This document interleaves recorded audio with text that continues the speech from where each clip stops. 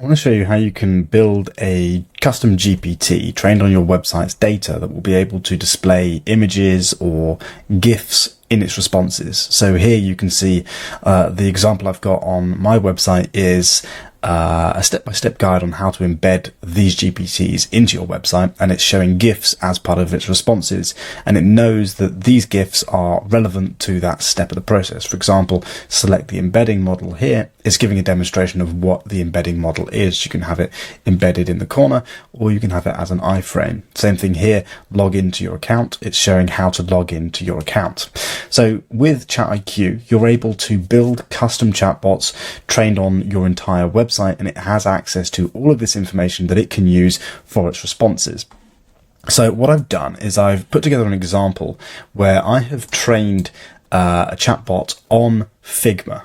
So we've gone through their website, we've scraped every single page of their website. Well, actually, I've only scraped the first 60 pages of their website. And you can see here I'm asking it a question, for example, can I make a square in Figma?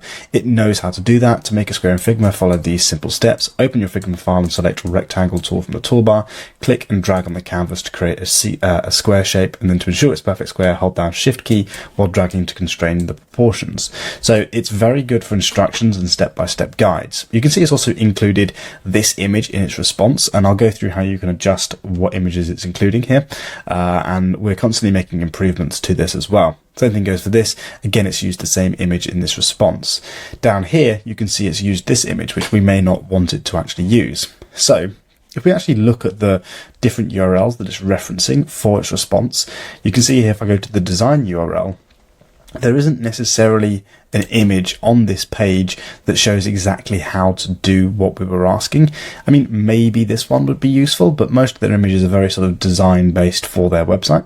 And what basically ChatIQ's done is it's selected one of those images from one of these sources. So you can see here it's got multiple sources that it's using, and it's selected one of those for its response.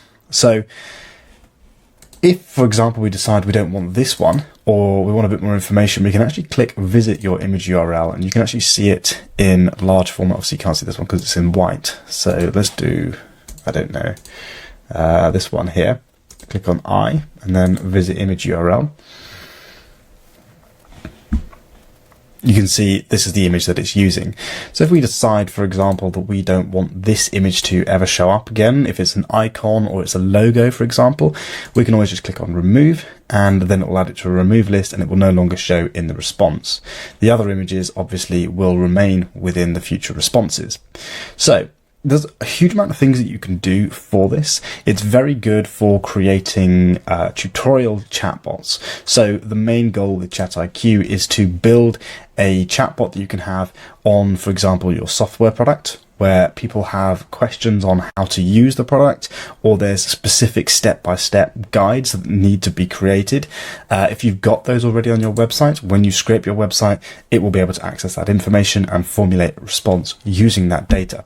So if you want to do this, the best way to get started is to add a blog or something to your website which includes information on how to do these certain steps. So I've got 2 examples already on my website, and I'll just show you what I've done for these, and this will give you some inspiration when you're putting together your website.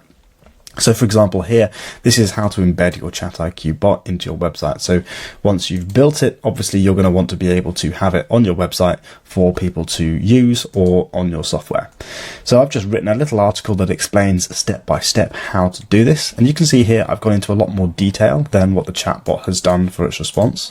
This is the response that we've got. So it knows that step 1 is to access the chatbot's workspace, but it's not given me a huge detailed breakdown like I've got on this page. It's only selecting the most relevant information because it knows that while users are reading this in the chatbot's response, it's obviously going to need to get that information across very quickly. So here we can see what it's done is it's actually taken every single, it takes a second for these to load. So the way you really want to do this is actually upload using a CDN. Which if you just upload it to Webflow or Shopify, it will already be like that, so there's nothing for you to worry about there. Once you've done that, you come into, so if you head over to ChatIQ, which is the top link down below in the description, if you click on login, you can go ahead and sign up for a 14-day free trial. If you put in your website URL, and then you just get started with your account. It will take you to the trial page, fill out the credit card information, and then after that, what will happen is it will start to scrape your URL. Then it will take you to the second page, which will look like this, where you can now actually go ahead and embed that chatbot into your website. So for example, here you can see if I go into my actual dashboard in a second, I'll be able to do a lot more customizations within the app. But for now, this chatbot's already been built, and I can just copy this code here, and I can paste it into the header code of my website, and this will embed it as a corner widget. So it will look like this. And you can have it instantly embedded into your website. So you don't need to go into a huge amount of detail within the dashboard if you don't want to. It's very easy just to get set up. Now, depending on the amount of URLs that you've got to scrape and the word counts, it can take up to 20 minutes to do this. So for 60 URLs on my website, it took about 15 minutes to process all of this data.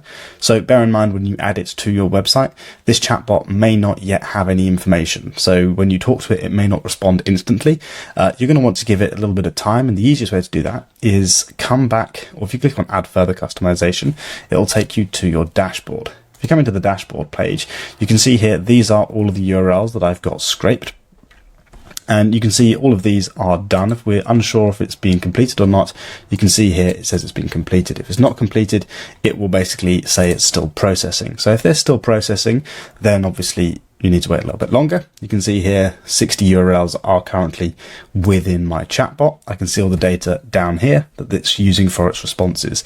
So once all of that information has been uploaded, and you'll be able to tell, because when you've done this, if this doesn't have a number in it yet, it's because it's still processing. Then once you've got it on your website, you'll be able to respond. But what if, for example, we have it on our website and we're getting responses like, we're testing it out, we're getting responses, and we decide that actually we don't want it to respond in certain ways, or we want to make customizations, for example. It's giving images that we don't want it to use. Well, if we head back over to our dashboard and we come down to the chatbot section, you'll see here next to the image there's a delete button and an information button. So within the workspace you can actually customize the responses that you're getting a little bit more.